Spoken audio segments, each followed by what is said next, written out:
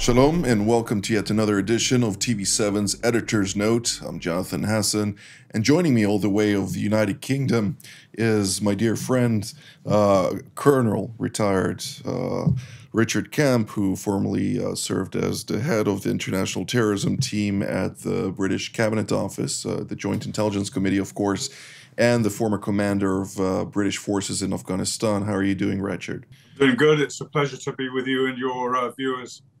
It is a pleasure to have you always, indeed. Well, as we always do, we'll start with a brief prayer and then dive into a long list of topics that I think that are very important for everybody at home to listen and to hear. So if you may join me. Thank you, Lord, for today, Father. Thank you for the blessing and privilege of being able to host yet another edition of Editor's Note, together this time with Colonel Richard Kemp. Father, bless our conversation and utilize every word that we say for the benefit of our viewers, that will truly impact the nations for your name's sake. In Jesus' name we pray. Amen. Richard, I'd like to start with actually this week marked the second anniversary of the horrendous disengagement from Afghanistan. On the one hand, of course, we remember all those who've lost their lives to contend with this territory from which emanated so many terrorist attacks and so much more. But let's hear your point on this moment where you obviously served there and led British forces and cooperated with other members of the NATO alliance to ensure that terrorism does not threaten the West. Yeah, I mean, a lot of people in Britain around the time of the 2-year anniversary of withdrawal have been saying that because of the withdrawal, or retreat you could call it, the lives of those British soldiers, American soldiers and other allied soldiers that were lost over the course of the 20-year campaign were lost in vain, which is not true. My view is that they were certainly achieved a great deal when they were there. Things didn't go as they should have done. Things could have been done, I think, very differently. But the reality is, the reason we went into Afghanistan in the first place, and the reason we stayed there for all that time, was to prevent Afghanistan from again becoming the launch pad for another 9/11 type attack anywhere in the world. Let's not forget 9/11 was planned and launched from Afghanistan. And it was the worst terrorist attack the world's ever seen. And from a British perspective, more British people were killed in the Twin Towers than have been killed in any other terrorist attack before or since. So a very significant event. And the troops that were there, that fought there, and in some cases tragically died there, stopped that happening. They prevented a repetition of it over a 20-year period. And I think that's something that was, without a doubt, was worth fighting and in some cases dying for. The problem is the withdrawal was effectively betrayed all of those people, because it shouldn't have happened. It certainly shouldn't have happened in the way it happened. President Biden, for electoral reasons, decided to pull everything out of Afghanistan in a hurry at the wrong time, in terms of the fact that it was the height of the fighting season, and we saw the disintegration of the Afghan army, which would not have happened if the US and its NATO allies had maintained even a relatively small number of troops there. It would not have happened like that. It did happen. And apart from the horrors that have been brought back into Afghanistan, and we've seen how the Taliban have continued to work and cooperate with al-Qaeda, we've seen how Islamic State have gained a big foothold there. We've seen the way that the local people in Afghanistan are being treated. We've seen the advantages that China in particular has gained since the withdrawal of NATO from there. But on an even bigger strategic level, I believe that withdrawal, showing real weakness, and people only just have to remember the horrific scenes of people clinging to the undercarriage of aircraft taking off, in some cases falling to their deaths, all of the other terrible scenes around that withdrawal. and then the immediate takeover of the country by the Taliban, that sent a very strong and clear message to the world, to Xi Jinping in Beijing, for one, who could see that the US and its allies very clearly did not have the strength or the strategic judgment to remain in place. And I think even more directly significantly, the message that sent led directly to President Putin deciding to invade Ukraine last year. He very clearly saw that NATO was not the strong organization it said it was and thought it was, and the US in particular lacked the will to stand by its allies and to continue a fight until it was over. Now, the events after the invasion of Ukraine may have proven Putin to be slightly misjudged on that, not entirely misjudged, but slightly misjudged, given the Western rallying around in Ukraine. But I don't think he would have invaded when he did without that signal having been sent, effectively a green light to Putin to go into Ukraine.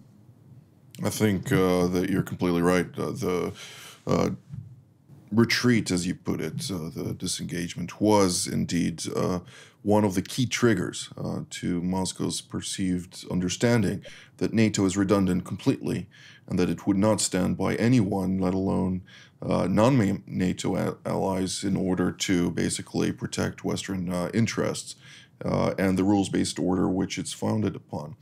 Let me highlight 2 points, however. One, the United States alone, and I'm not even talking about the UK and other NATO member allies that were also present in Afghanistan, have left behind weaponry at a value of about $7 billion. This is a lot of weaponry. Obviously, being able to right now take that weaponry and utilize it for various purposes, it fell into the hands of the Taliban, but also other countries in the region utilized this for their own interests, and there's a lot of smuggling happening, including weaponry that is reaching, for instance, Judea and Samaria and elsewhere, which obviously these weapons have serial numbers and are being able to be tracked where they originate from.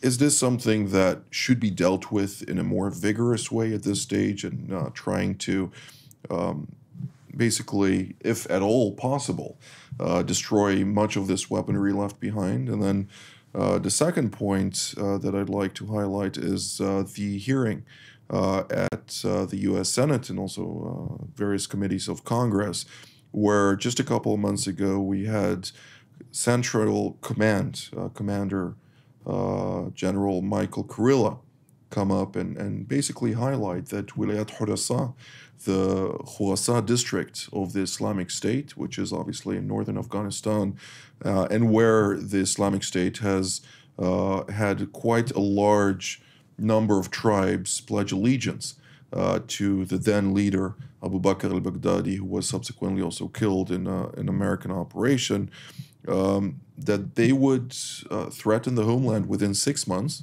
Roughly 4 months have already passed since, but in 6 months, and those attacks may occur in the broader Middle East and also in Europe.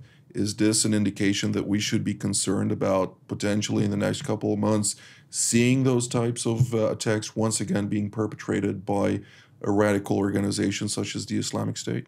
Yeah, I mean, taking that point first, I think the analysis that you outlined there is absolutely right.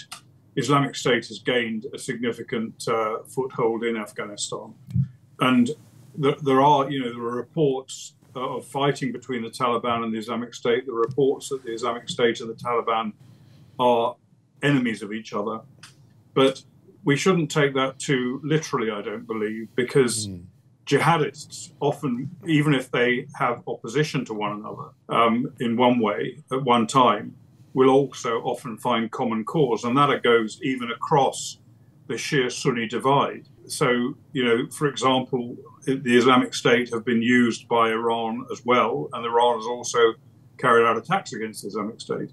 But in Afghanistan, I would not be at all surprised if the Islamic State or Al-Qaeda, we haven't seen much from Al-Qaeda recently, but that shouldn't lead us to believe that they are now defunct. the Islamic State and Al-Qaeda, and other jihadist organizations, it's essentially Afghanistan has become a kind of theme park for jihadists, and the Taliban will allow them to operate there, or in some cases will not be able to stop them operating there, because they're not all powerful across a massive country. And they will allow it. If they can stop it, they will still allow it, if it suits what they consider to be their interests, and their primary interest, apart from controlling and strangling Afghanistan, is against the West. And of course, let's not forget also that the Taliban are allied and aligned with Iran. And again, there's a sheer Sunni divide, but that doesn't stop it. And also with China and with Pakistan, while at the same time allowing attacks to take place across the border from Afghanistan into Pakistan. So it's a very murky picture. It's not something we should look at through Western eyes and think we understand it, because it's very hard to understand. But in short, yes, I think, and we saw only last year when Ayman al-Zawahiri was killed in Kabul, we saw that despite their protestations that they had disengaged from Al-Qaeda, that al-Zawahiri, the leader of Al-Qaeda, was living there, cooperating with the Taliban, being hosted by the Taliban. And that's only the tip of the iceberg. As to your second... Before you continue to the second point about the weaponry, if I may, Richard, I think it's very important to highlight, as you mentioned, Ayman al-Zawahiri. Many people may have been confused, and I've seen many reporters also being confused about the Taliban attacks against the Iranian border, talking about potential war. This has nothing to do with the Taliban government and the Ayatollah regime. There are ongoing cooperation. There are discussions going between the two countries. And when we're looking at marginalized battles or different areas, those are tribal countries. The tribes in Afghanistan do not necessarily always agree with the central tribes or the central leaderships, and there are a lot of discussions ongoing there. One family may include allegiances to Al-Qaeda as well as the Islamic State, and then go and battle each other outside. But ultimately, when we're talking about sharaf, the honor that one holds on to within those societies and cultures, many times they are affiliated or have pledged allegiance to not only their own family, obviously, through blood pacts, but also to various organizations to pretty much prove their loyalty to Islam. So it is quite complicated. It doesn't always portray what Western mindsets understand about those kind of circumstances, and this should be taken into account when we're talking about Ayman al-Zawahiri. He was initially a member of the Islamic Jihad in Egypt as an Egyptian, which is obviously affiliated to the Islamic Republic of Iran, is funded by the Islamic Republic, and has been utilized by the Ayatollah regime for its own purposes. And therefore, when we saw the bin Laden successfully being killed, subsequently al-Zawahiri took over from bin Laden and then started bolstering Al-Qaeda's cooperation with the Islamic Republic of Iran, as well as having headquarters in Tehran proper and cooperating, of course, with Afghanistan for that matter, which indicates how these organizations are within multiple countries throughout the regions, operating at the behest and in cooperation with different countries. Yeah, you're absolutely right. And I think it again highlights the complexities and the murkiness of relationships and alliances and bonds in these countries. And you mentioned the Al-Qaeda presence in Iran. Let's not forget, they still are there. Al-Qaeda still have its management council, is still in Iran. Still, we don't know the extent to which it's allowed free operation. We do know that it's allowed to communicate. We do know that we suspect that it has attempted to organize operations from there, but they are still there, despite Western efforts to get them expelled from over many years.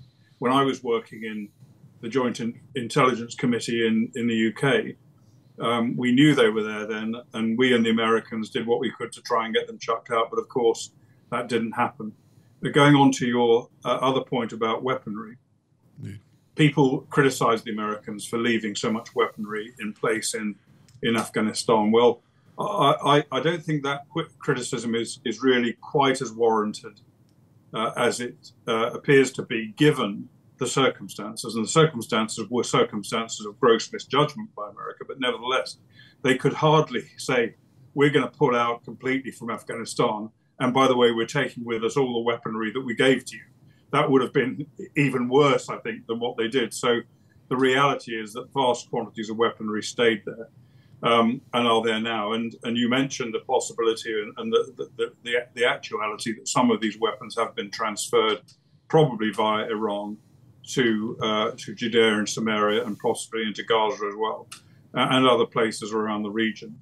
But the Taliban also, as I understand it, at present is in negotiation with Russia, on whom, of course, they are on good terms, to transfer some of that weaponry, whether via Iran or otherwise, to Ukraine or to Russia, so it can use it against Ukraine. So it's a huge problem, and it can't be really resolved, in my view, by destroying the weaponry.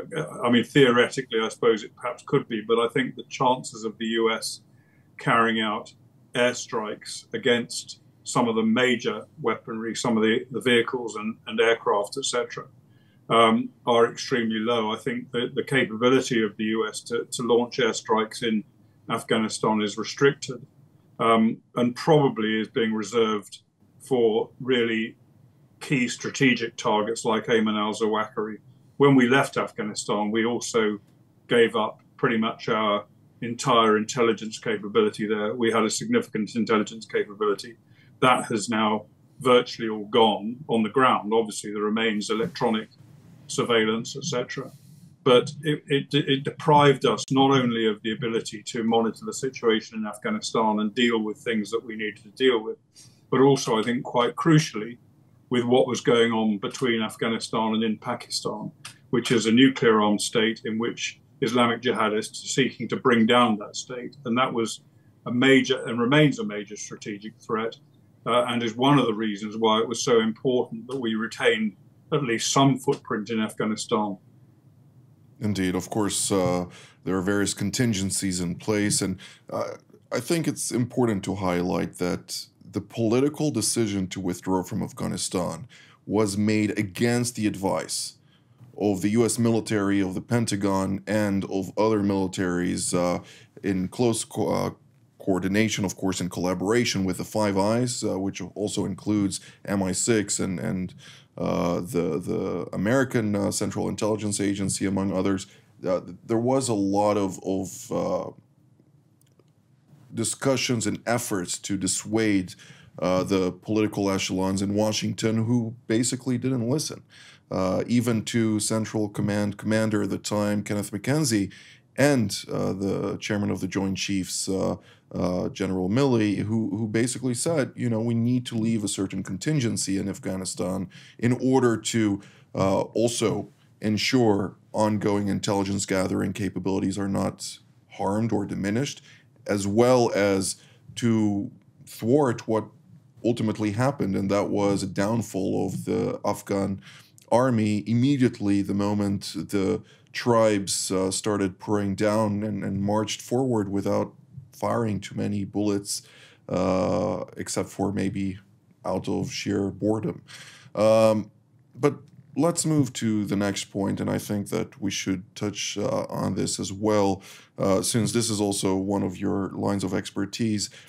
I've received different requests from the UK, from many of our viewers who have been highlighting the fact that there is an ongoing effort by the Islamic Revolutionary Guards Corps, as well as other jihadist organizations, to recruit foreign nationals or migrants with bearing, of course, also in many cases, British citizenship, who go to mosques and then are indoctrinated and then also are tempted to get recruited into foreign terror organizations for the purpose of also threatening the United Kingdom, as well as threatening other vital interests, including Jews living in the UK and elsewhere. What can you tell us about that? Interestingly, a short while ago, just a few days ago, the British Home Secretary described Iran as the #1 security threat to the United Kingdom. Now, we know Iran is very obviously, and we've known for many years, it's the #1 security threat to the state of Israel and also to other countries in the region. But it hasn't really been recognized the extent of the threat that exists in the UK from Iran. And she said that, quite surprisingly for many people, she said that even in view of the current very high threat against the UK from Russia as the Ukrainian war unfolds, and as Britain is one of the major backers of Ukraine. And that threat is very strong. We even saw just a few days ago, we saw 3 suspected Russian spies rounded up in the UK who allegedly had been living there for many years undercover and working for Russia. That's the tip of the iceberg. There are many, many hundreds, if not thousands, more Russian spies in the UK. But, so that threat is very real. Yet Iran, according to the Home Secretary, is the #1 threat to the UK. Quite sobering in a way. And when I was working in British intelligence back in a number of years ago, we were aware of IRGC terrorist cells and sleeper cells being established in the UK and across Europe, sometimes using proxies such as Hezbollah, Lebanese Hezbollah. But nevertheless, they had a presence there, and their presence there was twofold. One was to obviously to gain intelligence on what was happening in the UK, what the UK's intentions were. Two, to prepare to carry out terrorist attacks in the event that either Israel or the US launched a major military strike on Iran. And that also, that rationale applied across Europe and, of course, in the US as well, where these cells also exist. So it's a long-term problem. Iran has been the enemy of the UK, even though the UK doesn't like to admit it. And we maintain diplomatic relations with Iran at present. But it's been the enemy of the UK for a very long time. And, back in the Afghan campaign we spoke about earlier, and also in Iraq, even more so in Iraq, the IRGC, using its proxies, was responsible for the deaths of well over 1,000 American soldiers, and also an unknown number, but a large number of British soldiers in Afghanistan and in Iraq, directly killing or ordering the killing of our troops. We also saw, not too many years ago, I think it was 2014, we saw an IRGC ordered Hezbollah bomb-making factory in London, which was disrupted by our security services on the basis of intelligence supplied by Israel to the UK to enable them to do that. We've seen a drone attack on more recently a drone attack on a tanker off the Gulf of Oman, which killed a British crew member. And we've got the latest information on IRGC cells in the UK from the Home Secretary. Now, of course, all of this is deeply troubling, and it's compounded in a way by something that the Jewish Chronicle, a British newspaper, revealed quite recently, which is that IRGC commanders, including some of the ones responsible for the most horrific human rights abuses, have been hosted by UK Islamic students' organizations to preach their gospel of hatred to students across the UK, urging them and encouraging them to take part in violence against non-Muslims, specifically, not exclusively, but specifically Jews. And they've, for example, said that the end of the era of Zionism and Jews is coming to an end, that era. And these students who they're talking to can play a part in that and should play a part in that. And it's that kind of vitriol which has been spread. And although, you might think, and I might think, that that is illegal under British terrorism legislation, inciting violence, and it is, but we haven't yet seen any evidence that action has been taken to prevent this sort of message being propagated. Well, Richard, we have less than a minute and a half. The IRGC has not been prescribed in the UK. The UK has refused to prescribe or to designate the IRGC as a terrorist entity. If they'd done that, that would prevent the kind of message being spread that the IRGC is spreading, and would also help with dealing with some of these cells that exist in the UK. So the foreign influence registration scheme is not enough, which is supposed to come into force in 2024. The foreign influence registration scheme couldn't be used against these people because it's not in force right now, as you say. It doesn't come into force until 2024.